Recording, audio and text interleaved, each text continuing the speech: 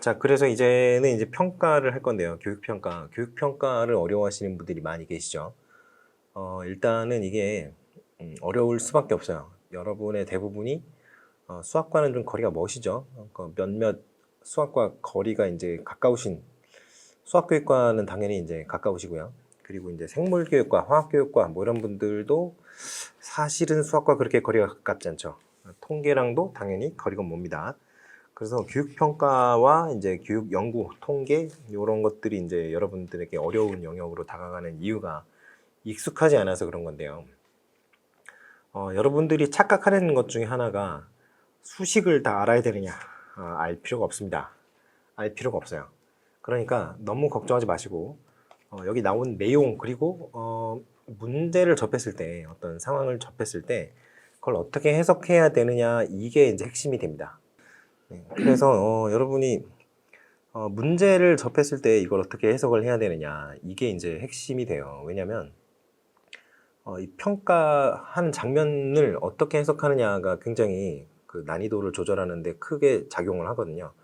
그래서 쉬운 문제 같은 경우에는 어떤 평가를 썼다는 거를 바로 얘기를 해주지만 그렇지 않은 경우가 굉장히 많이 있단 말이에요. 그러니까 그런 거는 좀 여러분들이 주의를 하셔야겠다. 이렇게 말씀을 좀 드리고 싶네요. 그러면 이제 90페이지로 가시겠어요. 90페이지. 교육평가의 의미 나오죠. 여기 이제 보면은 이 검사 평가원의 유형 뭐 이렇게 나오는데요. 이게 크게 말해서 측정관 그리고 평가관 그리고 총평관 이게 세 개로 나뉜다고 보시면 돼요. 세 개로. 이게 그 여러분이 이거를 뭐 정확하게 아셔야 될 필요까지는 없을 거라고 생각을 하는데요. 일단 기본적으로 이제 그 어떤 평가의 유형과 이 평가관과 밀접한 관계가 있기 때문에 간단하게 짚고 넘어갈게요. 일단 측정관 같은 경우에는 measurement라고 그러죠. 그러니까 어떻게 보면은 이거는 그냥 점수를 측정하는 데만 관심이 있습니다. 점수를 측정하는 데만 관심이 있어요. 아이들이 어떤 그 성장을 한다거나 이런 거에는 전혀 관심이 없어요. 그러니까 어떤 평가가 이 측정관과 잘 어울리겠어요. 그렇죠. 총괄평가가 이 측정관과 굉장히 관련이 많습니다. 자, 그리고 평가관 나왔죠. 평가관. 이게 여러분께 이제 말씀드리고자 하는 것 중에 하나가 뭐냐면은 우리가 평가라고 할 때 이 측정, 평가, 총평 이거 모두 다 평가로 번역을 하죠. 그래서 평가라고 했을 때 이게 어떤 의미의 평가인지가 우리나라에서는 조금 이게 명확하게 구분이 되지 않아요. 영어 같은 경우에는 그냥 테스트라고 하잖아요. 테스트만 있는 게 아니라 measurement도 있고 evaluation도 있고 assessment도 있는데 요것들이 미묘한 느낌 차이가 있는데 우리나라 말로는 이제 번역하기가 매끄럽게 번역하기가 쉽지 않다라는 거죠. 그 평가 같은 경우에는 일단 질적 측정과 양적 측정을 모두 다 합니다. 모두 다 해요. 그래서 여러분 생각하는 여러분 어떻게 느낄지 모르겠지만 이거는 질적인 평가도 한다. 이렇게 알아두셔야겠어요.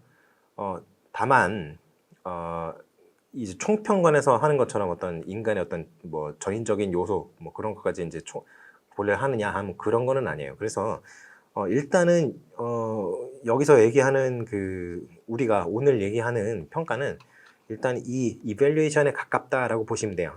물론 총평관에 가까운 것들도 다릅니다. 후반부에. 하지만 일단은 기본적으로 우리가 주목을 해야 되는 거는 이 평가, 이밸류에이션 평가관에 가까운 것들이 많아요. 물론 이제 대안적인 평가들은 총평관과 좀 밀접한 관련이 있는 것들이 많이 있죠. 여기 이제 교육관과 평가관 비교한 표가 쭉쭉 나오잖아요. 이거는 여러분께서 읽어보세요. 특히 어디에서 좀 여러분이 주목하셔야 되느냐 하면은 90페이지에 교육에 대한 1차 책임이라는 부분이 있죠. 이게 이제 선발적 교육관, 발달적 교육관, 인본주의적 교육관 뭐 이렇게 나오는데 이게 측정관, 평가관, 총평관과 그냥 딱딱 1대1로 매칭이 돼요. 그래서 측정관 같은 경우에는 교육에 대한 1차 책임은 교육에 대한 책임이 뭐냐면요. 교육 결과가 잘 나오느냐, 잘 나오지 않느냐라는 얘기예요. 그러니까 점수가 좋으면은 좋든 나쁘든 학습자가 책임져라는 거예요. 그러니까 학습자의 어떤 발달이나 뭐 성장 이런 거에는 전혀 관심이 없기 때문에 점수가 잘 나오든 말든 그건 내가 신경 쓸 바가 아니야. 네가 잘못했으니까 안 나오는 거지 라는 거죠. 그래서 교육 결과에 대한 책임이 학습자에게 있다는 얘기입니다. 발달적 교육관 같은 경우에는 누구나 발달할 수 있다. 누구나 충분히 발달할 수 있다는 게 기본 전제예요. 그러니까 이게 적절하게만 잘 가르치면, 적절하게 가르치면 다 원하는 수준만큼 발달할 수 있다라는 좀 약간 허황된 망상 같지만 아무튼 아무튼 그 개념상 굉장히 아름답죠. 우리가 아름다운 얘기를 또 허황되다고만은 할 수 없기 때문에 그래서 개인차를 어느 정도 극복할 수 있다 이런 얘기를 하는데요. 그래서 이거는 일단은 잘 가르쳐야 되는 거 아니냐. 그래서 교사가 조금 더 책임이 있다라고 생각합니다. 인본주의적 교육과는 둘 다 책임이 있다라고 봐요. 교육이 학습자 혼자 하는 것도 아니고 교사 혼자 하는 것도 아니고 교사와 학습자가 상호작용을 하면서 이루어지는 과정이기 때문에 둘 다 책임이 있다 이렇게 봅니다. 그리고 쭉쭉 넘어가서요. 여기가 또 중요합니다. 검사의 강조점. 물론 그 위에 인간 행동에 대한 특성, 이거를 인간 행동이 어떤 특성을 갖고 있느냐에 대한 관점, 이것도 좀 중요하기는 한데요. 그거보다 더 중요한 중요한 내용이 이 검사의 강조점입니다. 읽어보세요, 꼭. 자, 그래서 교육평가의 절차 나오는데요. 이게 타일러와 레머스가 얘기한 건데, 일단 목표를 정하자. 교육 목표를 정합니다. 어떠한 것을 가르칠 것인가, 이걸 제일 먼저 정하고요. 그리고 어떠한 상황에서 평가를 진행할 것인가, 이 평가 장면의 선정이라는 이 두 번째 단계로 넘어가죠. 그래서 이거는 실험실 상황에서 할 것인가, 아니면 수행평가하는 것처럼 일상적인 어떤 교육 과정에서 이제 평가할 것인가, 그런 것들이 나오고요. 이 평가 장면이 결정이 되면은 평가를 사용할 수 있는 수단들이 조금씩 달라져요. 예를 들어서 이제 필답 검사라든가 면접법이라든가 질문지법이라든가 이런 것들은 다 교실에서 할 수 있는 것들이죠. 근데 관찰법, 사회성 측정법, 평정법, 투사법 이런 것들은 일상적인 생활에서 평가를 하는 거기 때문에 통제된 어떤 실험실 환경에서는 이루어지지 않죠. 그러니까 이런 것들이 좀 중요하다. 그렇게 생각을 하시면 되겠어요. 그 3번이 이제 평가도구 제작이고요. 4번이 실제로 측정을 하죠. 그리고 5번이 그 측정 결과에 대해서 해석을 하고, 그 해석 결과를 가지고, 해석한 데이터를 가지고 평가나 어떤 수업이나 그리고 교육 과정, 아니면 이제 국가 전체의 어떤 교육이라든가 이런 것들에 반영을 하는 그런 과정이 되겠어요. 자, 그리고 93페이지에 나와 있는 교육평가 유형 94페이지까지도 나와 있는데요. 여러분이 제가 이제 교육평가에서 여러분이 잘 아셔야 되는 것들이 바로 이런 것들이라고 생각을 해요. 왜냐면 이러한 내용들을 좀 잘 알고 있는 경우에는 어지간하면 다 쓸 수 있죠. 물론 어려운 건 못 씁니다만 그래도 이런 것들을 모르면 문제를 풀 수가 없어요. 그렇기 때문에 이 교육평가 유형과 그 4번 규준 참조 평가와 준거 참조 평가, 이건 규준 참조 평가 그러니까 좀 헷갈리죠. 규준 지향 평가를 바꾸세요. 네, 그래서 규준 참조 평가와 준거 참조 평가가 나오는데요. 이거는 좀 헷갈리니까요. 지우시고 규준 지향 평가, 준거 지향 평가로 외우시는 게 좋습니다. 아시겠죠? 자, 그래서 여기는 내용이 워낙 많아서 이건 여러분께서 이제 좀 알아서 보시는 걸로 그렇게 하겠습니다. 다만 평가의 기능 있죠. 평가의 기능. 그리고 요 93쪽 맨 밑에 평가의 기능. 요거는 반드시 알아두셔야 되고요. 반드시 알아두셔야 되고, 그리고 이 시간 제한 여부 있죠. 시간 제한 여부. 이거를 써놓으셨네. 네, 시간 제한 여부는 여러분이 모르셔도 돼요. 이게 파워 테스트, 스피드 테스트, 그리고 그 중간 형태인 스피드 테스트라는 게 있는데, 이거는 임용에서 안 나옵니다. 여러분 시험에서는 안 나와요. 다만 언어 과목이나 외국어 과목에서는 나올 수 있어요. 왜냐면 이제 외국어 과목 같은 경우에 외국어 과목을 가르치는 목적이 어느 지점에 있나요? 그 언어를 모국어로 사용하는 화자와 원활하게 소통을 할 수 있는 능력을 배양하는데 목적이 있어요. 기본적으로 외국어 교육은. 그런데 그 해당 언어의 원어민과 가까워질수록, 한마디로 실력이 좋아지면 좋아질수록 문제를 푸는 데 있어서 시간 제한이 많이 사라집니다. 점점 사라져요. 그렇기 때문에 스피드 테스트 같은 경우는 굉장히 많은 문제, 일반적으로는 다 시간 제한 내에 다 풀지 못할 것이라고 가정을 하고 문제를 출제를 하고요. 토익 같은 경우 그렇죠. 200문제나 되잖아요. 그런데 파워 테스트는 이제 수학 경시 대회 뭐 이런 것들, 수학 올림피아드 대회 있죠. 수학 올림피아드 대회 같은 거는 이제 나흘 동안 보는데요. 사흘인가 나흘 동안, 기억이 잘 안 나는데 하루에 2시간 줍니다. 하루에 2시간. 그리고 3문제인가 4문제가 풀어요. 그러니까 이제 시간의 제한 때문에 문제를 다 해결하지 못하는 상황을 막기 위해서 그런 식으로 문제를 주는 거죠. 자, 그런 평가라고 보시면 되겠고요. 그 스피디드 테스트라는 게 있어요. 이거는 난이도는 역량 평가보다 좀 낮고요. 파워 테스트보다 좀 낮고, 속도 평가, 스피드 테스트보다는 조금 높습니다. 난이도 같은 경우. 그런데 문제수 있죠. 문제수는 역량 평가, 파워 테스트보다는 조금 더 많고, 속도 평가보다는 조금 더 적습니다. 그러니까 이게 어떤 테스트냐면 우리 수능 같은 거예요. 우리 수능 같은 경우에는 지문이 굉장히 쉽죠. 근데 영어 잘하는 사람들한테 쉬운데 영어 못하는 애들한테 좀 어렵죠. 그러니까 어느 그 중간 지점이라는 거예요. 난이도가. 그리고 문제도 나름대로 많은 편이에요. 그렇죠. 그러니까 이런 수능 문제 같은 것들이 이제 속도 평가, 역량 평가의 중간 형태다. 물론 이건 해석하는 사람에 따라 다릅니다만 저는 이제 스피디드 테스트를 봅니다. 자, 그리고 정적 평가, 역동적 평가 뭐 이런 거 나오는데 이건 중요한 게 아니고요. 여기 메타 평가라는 게 있어요. 기타의 메타 평가. 이 메타 평가는 조금 중요합니다. 평가에 대한 평가예요. 메타 평가는 용어는 좀 중요하니까 조금 이따가 좀 자세히 설명을 해드리겠어요. 규준 지향 평가와 준거 지향 평가, 이거 뭐 절대 평가랑 상대 평가랑 절대 평가죠. 이게 여러분이 이제 평가를 공부하시면서 가장 헷갈려 하시는 부분 중에 하나가 이겁니다. 규준 지향 평가는 무조건 나쁜 거, 준거 지향 평가는 무조건 좋은 거. 절대 그렇지 않습니다.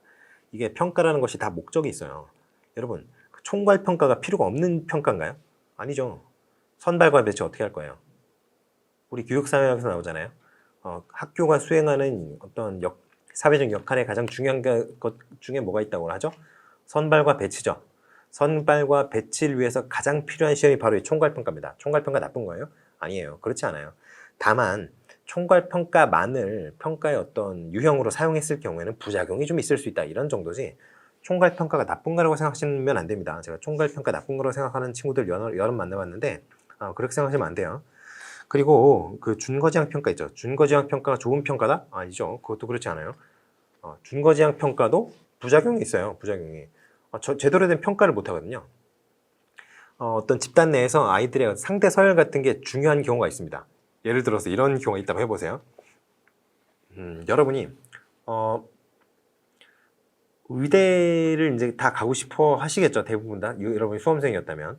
그런데 공부를 잘하는 사람이 의대를 들어가서 그 어떤 실력이 좋은 의사가 돼서 나를 치료해 주는 게 좋아요? 아니면은 우리 옆집 그냥 아저씨, 뭐 공부 잘 못한다고 소문이 나 있는 그 옆집 아저씨의 아들이나 딸이 그냥 어떻게 랜덤 돌려가지고 의대를 가서 의대를 졸업해서 나를 치료하겠다.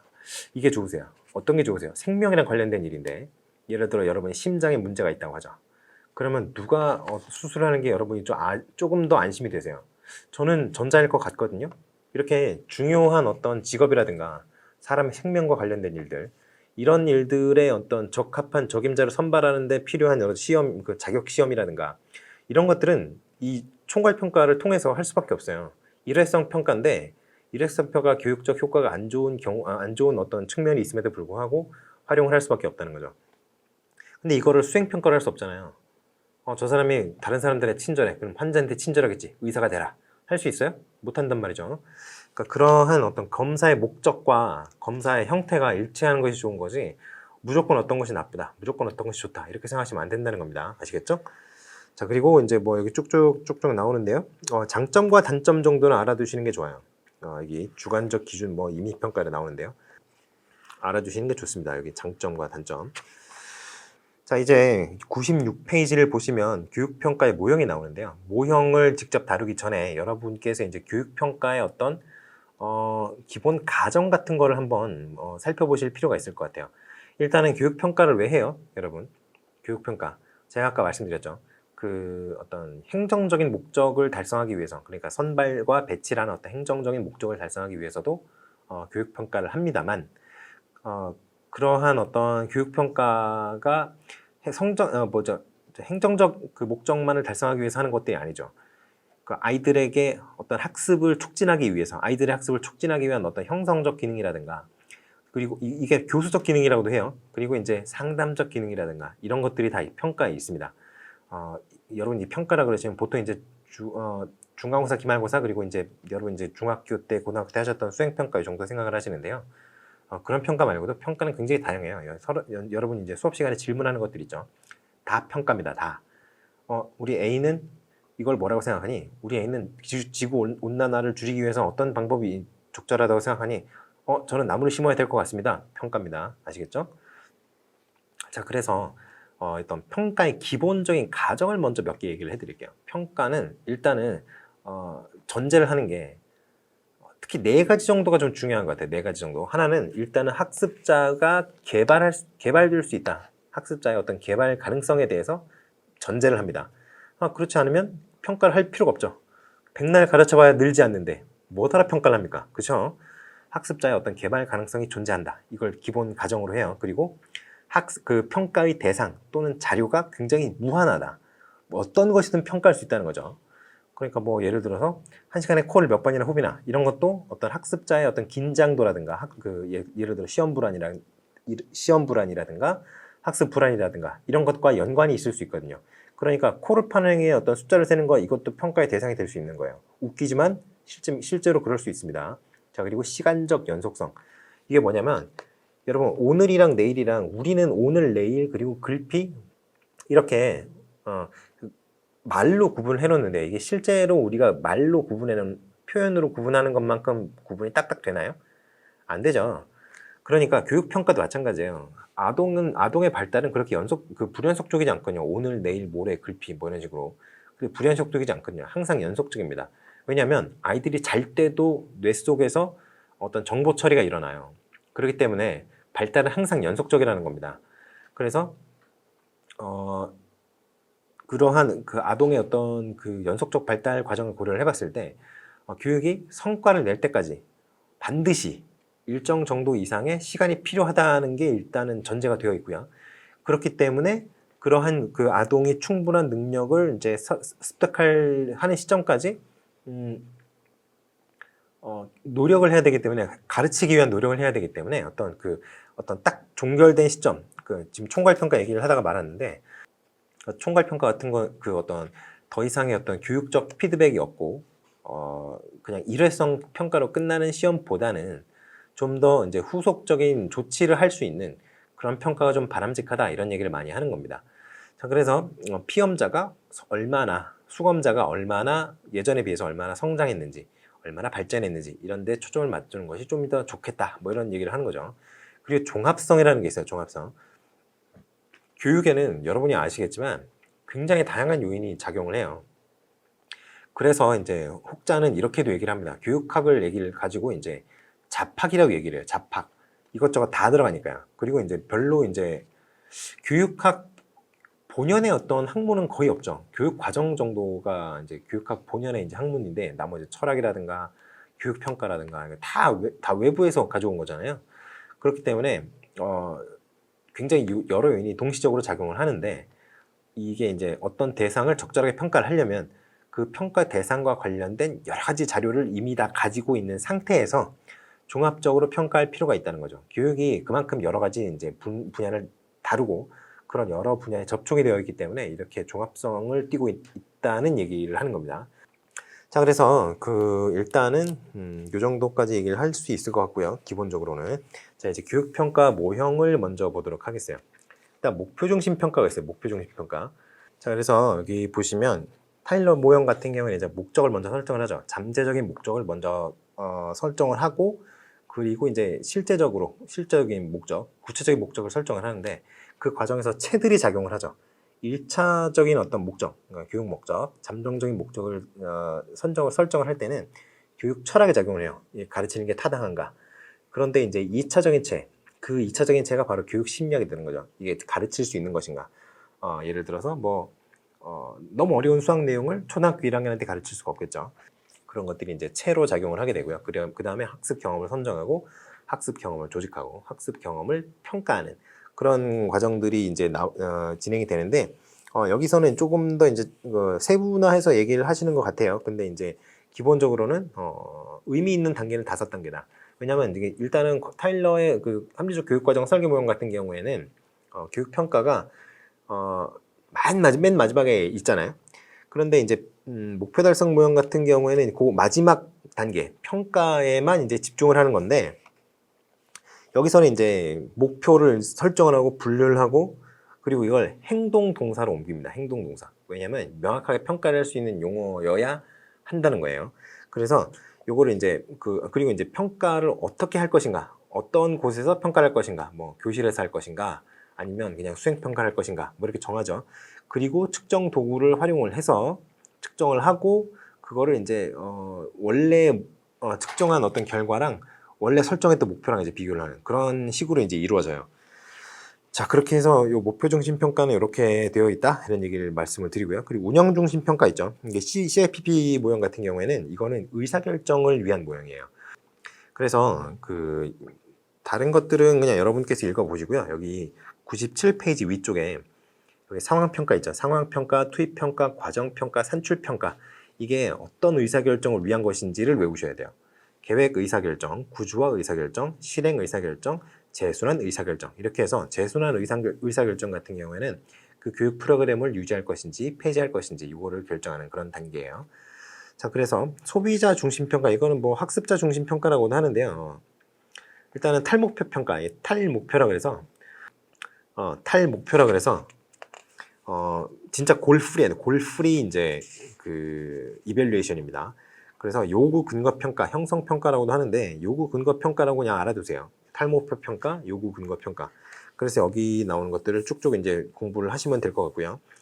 일단은 탈목표 평가 같은 경우에는 왜 탈목표라고 하느냐, 요거를 좀 여러분이 생각을 하셔야 됩니다. 책에는 여기는 안 나오는 것 같은데 책에 안 나오지만 설명을 좀 드릴게요. 탈목표라는 거는 일단은 기본적으로 평가의 기본 틀은 이 타일러 모형이에요. 누구나 평가할 목적을 설정을 하고요.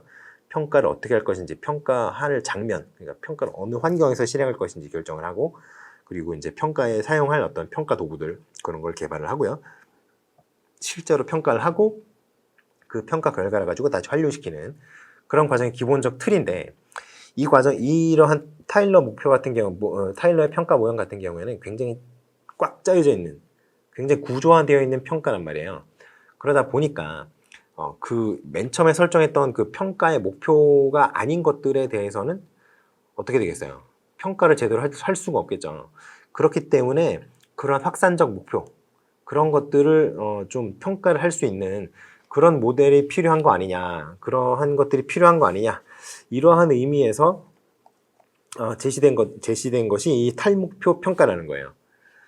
자, 그래서 평가 항목이라든가 이런 것들은 그냥 여러분들이 이제 찾아보시면 되는데, 평가 항목 같은 경우는 이제 일반적인 교육 목표도 당연히 평가의 대상이 되는데, 그거 말고 부수적 효과 있잖아요. 프로그램을 진행을 했을 때 이게 과연 교육적인 효과가 그거 외에도 뭔가 있을까? 아니면 부정적 효과가 있을까? 이런 것들이 있단 말이에요. 그러니까 부수적 효과라든가, 그리고 교육자에게 미치는, 그리고 학생뿐만이 아니라 교육자에게도 영향을 줄 수 있어요. 그런 긍정적인, 부정적인 효과, 이런 것들을 다 평가를 합니다. 그래서 내재적 26분에도 잠깐 나옵니다. 26분 한 9초 정도. 그 내재적 준거와 외재적 준거 또 나오네. 외재적 준거와 내재적 준거 모두에 관심을 둬요. 이게. 그래서 이제 뭐 내재적 준거라고 하면은 평가 도구나 평가 문항이 갖고 있는 그 유용성이라든가 이런 것들이고, 외재적 준거 같은 경우에는 교육 프로그램이 이제 갖고 있는 나타내는 효과, 이런 것들이 외재적인 거죠. 그래서 쉽게 말하면 타일러의 그 목표 중심 평가 모형 있죠. 여기 나온 이 목표 중심 평가를 좀 보완한 것이 탈목표 평가라고 보시면 되겠어요. 자, 그렇게 해서 좀 중요한 것들을 살펴봤는데, 여기는 안 나오는 건데 좀 중요한 것들 중에 하나가 스테이크의 종합실상 평가 모형이라는 게 있죠. 이거는 사실 내기는 쉽지 않아요. 약간 모델이 복잡합니다. 그런데 일단은 종합실상 평가 모형에 대해서 간단하게 얘기를 하자면은 평가 대상과 어떤 교육 과정에 대한 기술, 그리고 또 판단을 강조하는 그런 모형이에요. 그러니까 어떤 평가, 실제로 이런 계획이 실행이 되기 전에, 어떤 실행이 되기 전에 만들어 놓은 평가 계획을 기준으로 일단 자료를 수집하는 거예요. 이런 항목에 대해서 평가를 할 거니까 요거에 관련된 자료를 좀 모아보자. 이렇게 모으는 거예요. 모읍니다. 그래서 그거를 이미 수집한 자료를 가지고 이제 평가를 진행하는 그런 것들이에요. 그래서 어떤 책들에 보면은 안면 모형이라든가 안모 모형이라든가 이렇게 써놓은 모형이 있어요. 그게 바로 이겁니다. 종합실상 평가 모형. 자, 그래서 뭐 선행 요건이라든가 실행 요건이라든가 뭐 이런 것들이 있는데 그런 것들은 이제 여러분이 그냥 찾아보시고요. 요거 좀 중요하다 이런 말씀을 좀 드리고 싶어요. 자, 그리고 참여자 중심 평가 모형 있죠. 여기 소비자 중심 평가 모형, 이게 참여자 중심 평가 모형이랑 비슷한 건데요. 방금 전에 제가 탈목표 평가 얘기를 했잖아요. 근데 이거 말고 스테이크 외에 반응 평가 모형이라는 게 있어요. 반응 평가 모형. 반응 평가 모형 같은 경우에는 이 종합 실상 평가 모형 있죠. 종합 실상 평가 모형, 방금 전에 얘기했던 그 종합 실상 평가 모형을 제시했던 그 사람, 그 스테이크가 또 만든 겁니다. 또. 그래서 이 모형 같은 경우는 평가자와 평가 관련자가 지속적으로 상호작용을 한다고 가정을 하고 서로의 요구를 뭐 조정하고 평가하는 그런 일련의 과정을 이제 만들어가는, 그런데 초점을 맞추는 그런 모양이에요. 그래서 교육활동의 복잡성이라든가 그런 걸 좀 이해를 하고 평가 관련자들의 어떤 요구, 그런 것들이 있을 수 있어요. 그 요구를 좀 반영을 하고, 그리고 어떤 다양한 주장이라든가 관심이라든가 쟁점이라든가 이런 것들을 확인하는데 조금 더 초점을 맞추는, 그러니까 이제 일반적인 의미에서의 교육평가라기보다는 이건 좀 메타평가와 좀 상당히 유사한 그러한 느낌을 주는 거죠. 그래서 이 반응평가 모형 같은 경우에는 일단은 평가가 실제적 상황 속에서 결정된다고 봐요. 그래서 평가자와 이제 그 평가와의 관련 인사들, 그 지속적인 상호작용을 필수적인 어떤 전제사항으로 이제 전제를 하고요. 그리고 그렇기 때문에 이게 계속 그 상호작용을 한다 그랬잖아요. 왜 상호작용을 하겠어요? 어떤 상호작용을 통해서 얻어낸 정보를 평가에 자꾸 반영하기 위해서 상호작용을 한단 말이에요. 그러니까 평가가 일회성으로 이루어지는 게 아니라 지속적으로 계속 이루어져요. 그리고 그러면 평가자는 수검자에 대해서 뭔가 계속 피드백을 줄 거 아니에요. 그러면 그렇게 계속 피드백을 주려고 그러면 평가자가 어떤 능력을 갖고 있어야 되겠어요. 그래서 이제 그 반응평가 모형 같은 경우는 평가자가 지속적으로 뭔가 피드백을 준단 말이에요. 그러면 피드백을 계속 주려면 이런 것도 피드백을 줘야 되고 저런 것도 피드백을 줘야 되고 여러 가지 피드백을 주려면 어떠한 사람이 평가자가 되어야겠어요. 당연히 그 영역에서 전문가가 평가자가 되는 겁니다. 아시겠죠? 그리고 이런 그 반응 평가 모형 같은 경우는 지금 여러분이 계속 설명을 들으면서 느낌이 오셨겠지만 굉장히 질적 연구 방법에 가깝습니다. 아시겠죠? 그런데 이거를 뭐 절차를 물어볼 것 같지는 않아요. 근데 아무튼 뭐 반응 평가 모형이라는 게 있고 평가자와 피평가자, 수검자 사이의 어떤 지속적인 상호작용을 전제를 하고 있다. 그리고 질적 연구 방법에 가깝다. 이런 거 정도는 여러분이 좀 기억을 하셨으면 좋겠어요. 자, 그리고 사실은 자연주의 평가 모형 이런 것들이 있어요. 이게 좀 대안적 평가 이런 것들과 가까운 건데 이 자연주의 평가 모형 같은 경우에는 프로그램의 어떤 내용이라든가 구성이라든가 운영 과정이라든가 효과라든가 중요 쟁점들에 관한 정보를 어떤 자연주의적인 탐구 방법을 이용해서 수집하고 뭐 제공하는 뭐 그러한 평가들을 다 아우르는 그런 얘기예요. 그래서 이때 자연주의적인 탐구 방법이라고 하는 거는 우리가 흔히 과학적 방법이라고 하는 거 있죠. 그거랑 거의 비슷하다고 보시면 돼요. 그래서 어떤 평가에 알맞도록 인위적으로 조직이 되어 있는 실험실 장면에서의 평가보다는 현장에서 어떤 실제적인 장면에서 일어나는 과정에 대한 평가에 좀 더 초점을 맞추는 그러한 모형들이라고 보시면 돼요. 그래서 이제 교류적 평가 모형이라든가 뭐 조명적 평가 모형, 이거는 뭐 팔럿이랑 해밀턴 뭐 이런 사람들이 만든 거죠. 그리고 이제 구바랑 링컨이 만든 그 구바, 여러분 아시는 그 구바 맞습니다. 그 제4세대 평가 모형 뭐 이런 것들이 있어요. 자, 그런데 이런 것들은 사실 여러분 책에 안 나오면은 그냥 넘어가세요. 이거는 조금 완전히 좀 전문적인 얘기라서 이런 까지 내기는 좀 쉽지는 않을 것 같아요. 뭐 해설적 평가 모형 뭐 이런 것들도 있죠. 자, 그러면 평가 모형은 좀 여러분들이 이제 중요하다고 생각하는 것들 그런 거 몇 개만 지금 짚고 넘어갔고요. 여러분이 이제 어려워하는 부분이 본격적으로 나오죠. 이 100쪽에 본격적으로 나오기 시작을 합니다.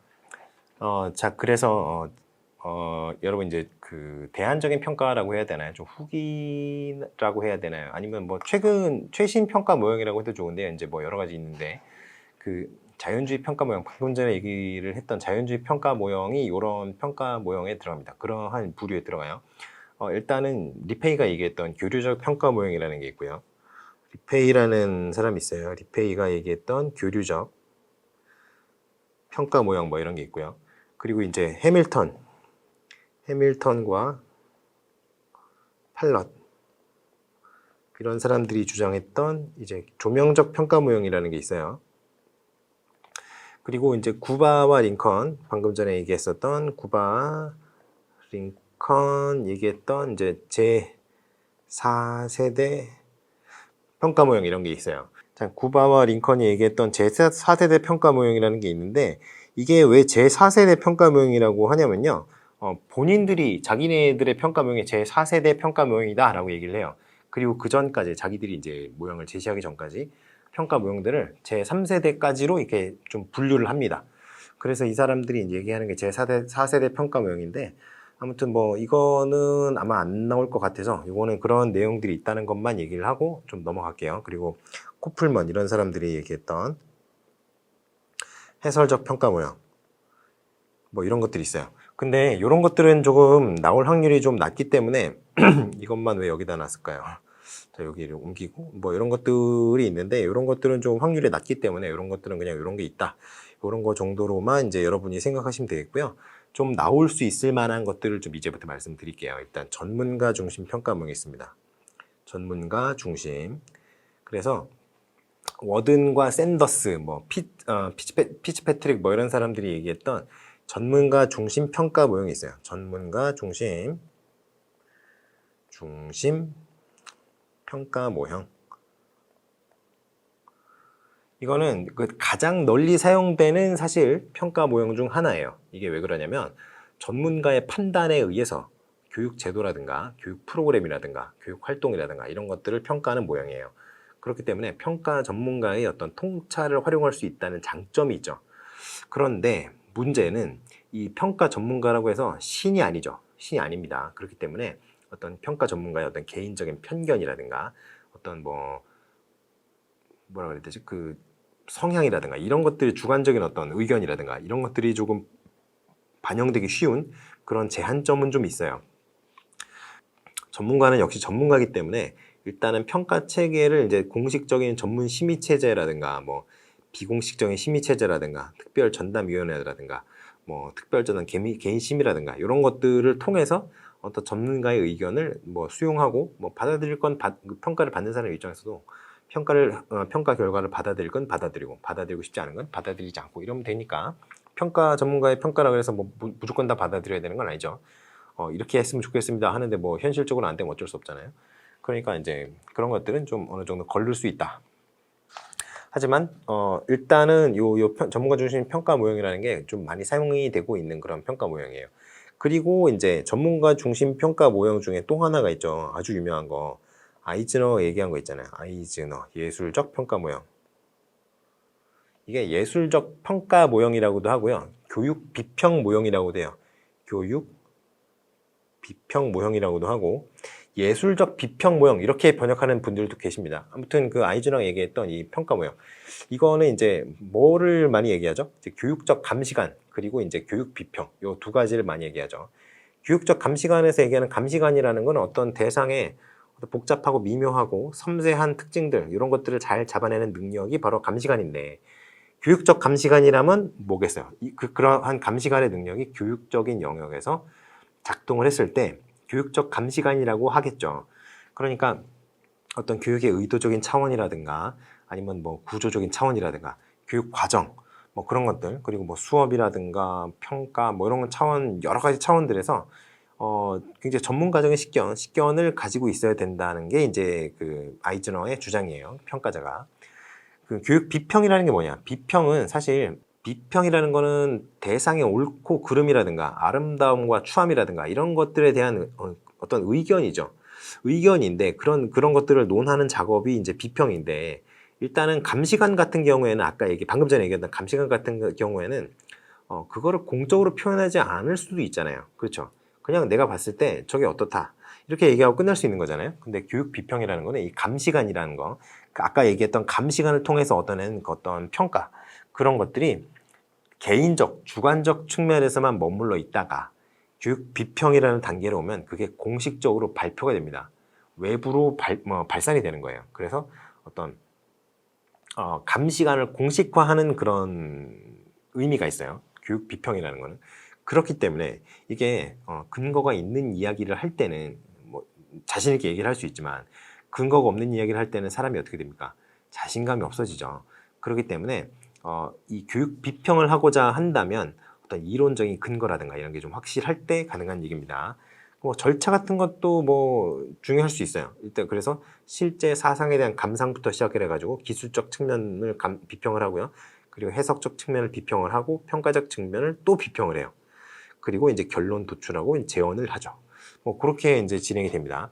그리고 이제 플렉스너의 평가 인정 모형이라든가 뭐 이런 것들이 있는데 플렉스너의 평가 인정 모형은 조금 중요도가 좀 떨어지는 것 같아서 이건 넘어가도록 하겠습니다.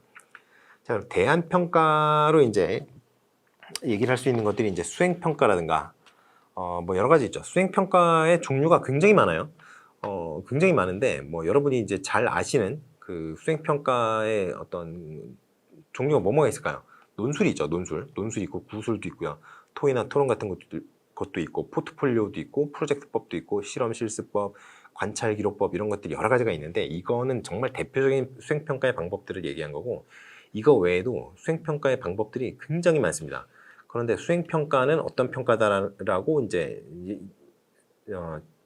정의를 내리고 가셔야 되느냐? 수행 평가는 어떤 통제된 실험실 상황에서 지필고사를 통해서 평가를 하는 것이 아니라 학습자가 수험자가 실제적 환경에서 문제를 해결하는 과정이라든가 학습 과제를 해결하는 과정을 직접 관찰하고 누가 관찰을 해요? 평가자인 교사가 관찰을 하고 그 과정에 대한 관찰을 토대로 평가를 내리는 그러한 평가가 수행 평가가 되겠어요. 그러니까 이게 실제적인 어떤 상황 같은 걸 굉장히 중요시하죠. 자, 그래서 뭐 일단은 요게 이제 굉장히 좋아 보이나 여러 가지 아름답잖아요. 얘기하는 것들이 뭐 실제적인 상황이라든가 뭐 관찰을 통해서 평가를 한다든가 굉장히 아름다운 얘기를 많이 하는데 이게 문제가 되는 게 있습니다. 왜냐하면 이게 평가자가 직접 보고 평가를 한다 그랬잖아요. 그러면 평가자의 주관성이 개입될 가능성이 있겠어요, 없겠어요? 있겠죠. 당연히 신뢰도나 타당도 이런 것들에 문제가 있을 수 있어요. 거기다가 평가자가 복수라고 해보세요. 면접 같은 경우 그렇죠. 면접 같은 경우 면접관이 한 명이 아닌 경우가 많이 있잖아요. 그러니까 이런 경우에는 평가자 내 어떤 객관성이라든가 이런 것들도 문제가 될 수 있지만 평가자 간 어떤 신뢰도 이런 것들도 문제가 될 수 있다. 이런 얘기를 좀 말씀드리고 싶어요. 자, 그리고 수행평 같은 경우는 일단은 비용도 많이 들어요. 시간도 많이 들고 그리고 이제 평가하는 게 힘들죠. 왜냐하면 일단 평가하는 어떤 기준을 마련하는 것 자체가 좀 힘드니까 뭐 그러한 점이 좀 있습니다. 자, 그래서 뭐 일단은 책으로 다시 한번 돌아가 볼까요? 책으로 돌아가 보시면 이제 여러분이 가장 어려워하시는 내용들이 바로 이런 내용들이죠. 이제 문항 분석. 왜냐하면 이제 수학적인 내용이 조금씩 나오니까 예를 들어서 뭐 이런 거 IQ 검사가 이렇게 스탠다드 디비전 이거를 따라서 이제 얘기를 하잖아요. 이게 이게 평균이라고 하면 이게 플러스 1 여기 뭐 플러스 2 이렇게 여기 마이너스 1 시그마 마이너스 2 시그마. 요거 같은 경우에는 이제 시그마 기호를 썼잖아요. 표준 편차를. 이런 경우에는 이거는 어떤 스탠다드 디비전이요? 이거는 모집단에 대한 거죠. 근데 이게 요 시그마가 아니라 S로 썼다. 그럼 이거는 표본에 대한 표준 편차이기 때문에 이렇게 만약에 마이너스 2S, 마이너스 1S, 플러스 1S, 플러스 2S 이렇게 쓰였다. 그러면 이거는 모집단이 아니라 표본에 대한 어떤 스탠다드 디비전이 되겠어요. 근데 이런 것들이 좀 어렵다 보니까 이런 미묘한 차이들이 어렵다 보니까 이제 여러분들이 굉장히 이제 꺼려하는 부분이 바로 이런 부분인 것 같아요. 그런데 이 부분은 여러분이 뭐 깊게 아실 필요는 없어요. 요즘에는 계산 문제 안 내잖아요. 그러니까 어떤 개념이 어떠한 용어가 어떤 개념이다. 이 정도만 알고 가시면 되겠어요. 자, 일단 문항 분석부터 봅시다. 문항 분석. 문항 분석이라는 거는 문항이 갖고 있는 어떤 내용이 문항에 포함하고 있는 내용이 그 검사의 목적, 평가의 목적을 제대로 수행하고 있는지를 분석을 하는 게 바로 문항 분석이에요. 그러니까 문항의 양호도가 이 문항의 양호도를 측정하기 위한 것이 이제 문항 분석의 목적이라고 할 수 있겠죠. 그래서 여기 보시면은 이제 고전 검사 이론이 있고요.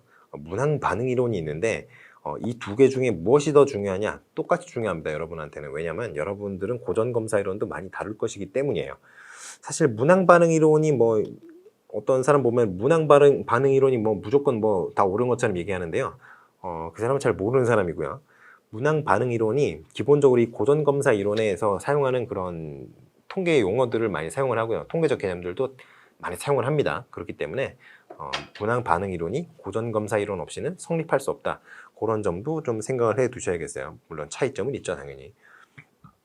자, 일단은 문항 난이도 있죠. 문항 곤란도라고는 하는데요. 이게 계산이 좀 웃깁니다, 이게. 왜냐면 전체 맞은 사람 있잖아요. 전체 수검자를 n이라고 했을 때 정답을 맞춘 사람 있죠. 정답을 맞춘 사람, 이게 난이도예요. 웃기잖아요. 난이도라 그러면 어려운 정도인데, 어려운 정도면 틀린 사람 수를 계산을 해야 될 거 아니에요. 상식적으로. 하지만 맞춘 사람이 이제 맞춘 사람 수를 계산을 한다. 이런 점은 좀 여러분이 생각을 하시면 좋을 것 같아요. 자, 그래서 이제 요거를 거꾸로 생각하시면 어떻게 되겠어요? 난이도에 대해 설명해야 되는 시점에서 난이도 어려운 정도. 그러면 틀린 사람 수를 계산하는 거겠네. 그러면 전체 사람 수 분의 틀린 사람 수, 이렇게 생각하시면 틀리는 거죠. 아시겠죠? 자, 그리고 문항 변별도가 나왔어요. 변별도. 변별도라는 게 뭐냐면 변별한다라는 거잖아요. 변별이 뭐예요? 어떤 집단이 갖고 있는 특성과 구분되는 다른 특성을 가지고 있는 집단을 구분하는 과정이 바로 변별이에요. 변별. 그러면 평가에서 변별은 뭐랑 나누는 게 변별일까요? 그렇죠. 점수가 높은 애들, 공부 잘하는 애들이죠. 그리고 점수가 낮은 애들, 공부를 잘 못하는 애들이에요. 이거를 명확하게 구분하느냐, 이게 바로 변별도가 되겠어요. 얼마나 이 두 집단을 잘 구분하는 문제이냐. 이게 왜 그러냐면요. 어느 정도 수준에 올라와 있는 애들은 그 함정이라고 이제 우리가 파잖아요. 문제 출제해 보신 분들, 아르바이트 같은 걸로 출제를 해 보신 분들은 아시겠지만, 오답지가 일단 객관식을 얘기를 해봅시다. 객관식이라고 하면 뭐 정확한 학술 용어는 아니고 보통 선다형이 이제 학술 용어라고 보통 생각을 하시면 되겠는데, 우리가 이제 객관식 1번, 2번, 3번, 4번, 5번 이렇게 있으면 이게 추측도가 0.2잖아요. 5문제니까 2를 5개로 나누면 이게 0.2잖아요. 이게 추측도란 말이에요. 그러면 1, 2, 3, 4, 5 이것 중에 정답이 만약에 1번이라고 해봅시다. 이게 키라고 해요. 정답은 키라고 합니다. 근데 이 키가 1번이에요. 그러면 2, 3, 4, 5 네 가지가 남잖아요. 그러면 이거를 찍을 확률이 만약에 이거 1, 2, 3, 4, 5 이게 모두가 시험 보는 사람이 봤을 때 너무 다 이거 답 같아. 5개가 전부. 그러면 이런 경우에는 추측도가 0.2인데 추측도가 뭐냐면 찍어서 맞출 확률이에요. 아무 생각 없이. 근데 이게 0.2인데 이게 그냥 그대로 작용을 하겠죠. 그런데 예를 들어서 매력적인 오답지가 없어요. 없으면 이거 하나밖에 답이 안 돼. 무조건. 그러면 이거는 추측도가 어떻게 되겠어요? 이거 추측도가 당연히 엄청 올라가겠죠. 왜냐면 이건 답이 이 네 가지는 아예 답이 아니니까. 그냥 이거 찍는 거 아니에요. 그럼 추측을 해서 맞출 확률인데 추측도 이 1번 외에는 답이 될 만한 게 전혀 없어요. 그러면 추측도가 엄청나게 올라가겠죠. 추측도가 높은 문제는 굉장히 안 좋은 문제예요. 그래서 매력적인 오답지, 쉽게 말해서 함정을 잘 만들어야 된다는 얘기입니다. 이 매력적인 오답지가 이제 어떻게 배치를 하느냐에 따라서 고등 사고 능력도 판단할 수 있는 거거든요. 아무튼 이렇습니다. 그래서 공부를 잘하는 애들은 이 매력적인 오답지에 잘 걸리지 않아요. 왜냐면 어느 정도 수준 이상의 아이들은 이게 어떤 개념과 어떤 개념이 어디서 차이가 나는지, 두 개의 차이가 명확하게 나타나는 지점이 어딘지 이런 것들을 좀 안단 말이에요. 그렇기 때문에 잘 안 걸려들어요. 그런데 공부를 잘 못하는 애들은 그런 어떤 매력적인 오답지에 여지없이 걸리죠. 그렇기 때문에 정답률이 공부 못하는 애들한테서는 굉장히 낮게 나타나고 공부를 좀 잘하는 애들한테는 굉장히 높게 나타나고 이런 거 있죠. 예를 들어 이런 거잖아요. 이거 함정이지. 이런 거를 함정이라고 파다니 나의 수준을 무시하는 건가? 깔깔 가소롭군. 막 이런 거죠. 그렇게 되는 게 공부 잘하는 애들. 그게 없이 그냥 다 걸리니까 애들이 공부 못하는 애들. 그래서 변별도가 높을수록 사실은 좋기는 좋아요. 그럼 변별도가 제일 높을 때 언제일까요? 이게 두 집단을 비교한다 그랬잖아요. 두 집단을. 그러면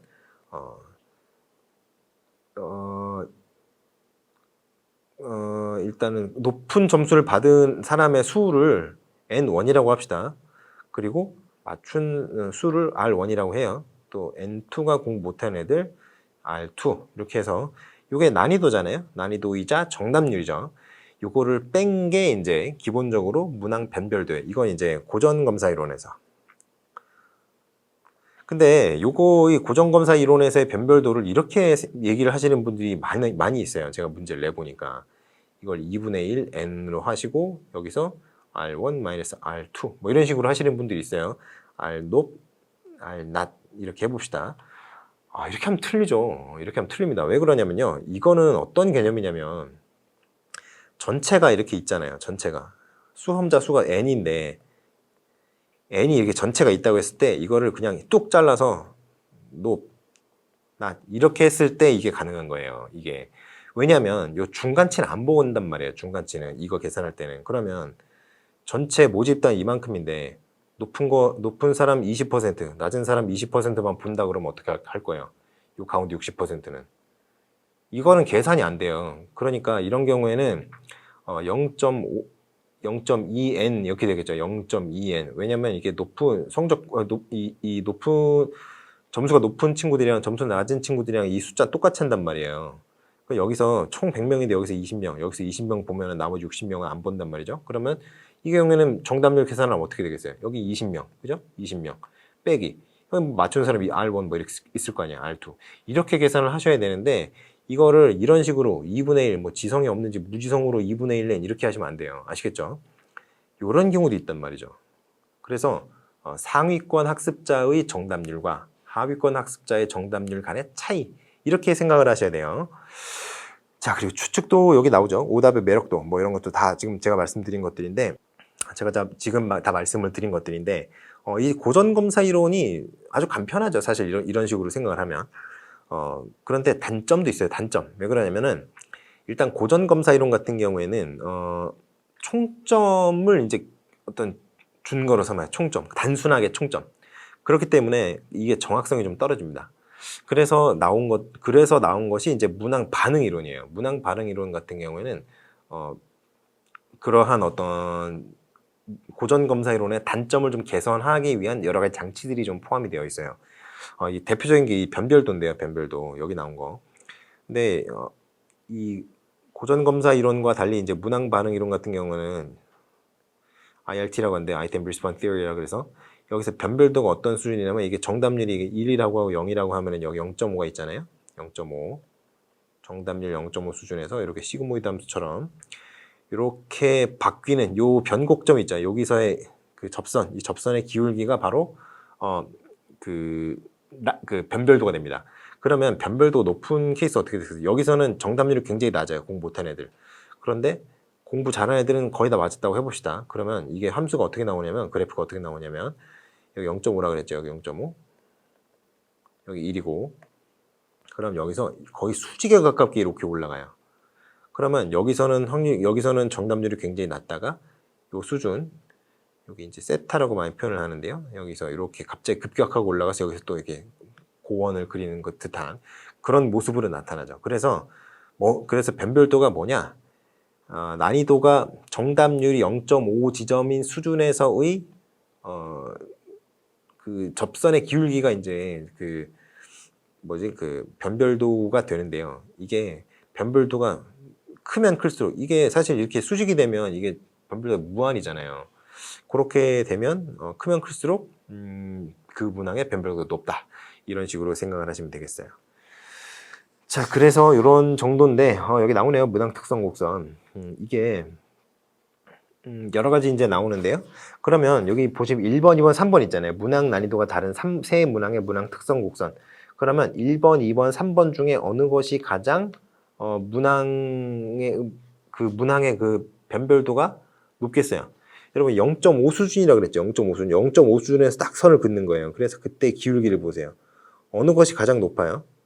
그 가장 높은 것이 여기서는 거의 비슷하게 보이는데 일단 3번 곡선이 제일 기울기가 가파른 것처럼 보입니다. 그러니까 이런 경우에는 이제 3번이 가장 변별도가 높다. 뭐 이렇게 얘기를 하시면 되겠어요. 그래서 이제 이런 정도가 있다는 거가 이제 있고요. 또 여러분이 어려워하시는 개념 중에 이제 신뢰도, 타당도 뭐 이런 것들이 있죠. 그런 걸 한번 살펴보도록 하겠어요. 자, 그래서 이제 103페이지로 오시면 여러분들이 이제 싫어하시는 신뢰도, 타당도 이런 게 나오는데요. 기본적으로 신뢰도랑 타당도가 그림으로 한번 설명을 해드릴게요. 신뢰도, 타당도. 관역이 이렇게 있다고 합시다. 관역. 이게 양궁 관역이에요. 이렇게. 그런데 신뢰도가 높은 타당도가 나왔으니까 타당도부터 이제 설명을 해봅시다. 타당도 같은 경우는 점이 이렇게 찍히는 거예요.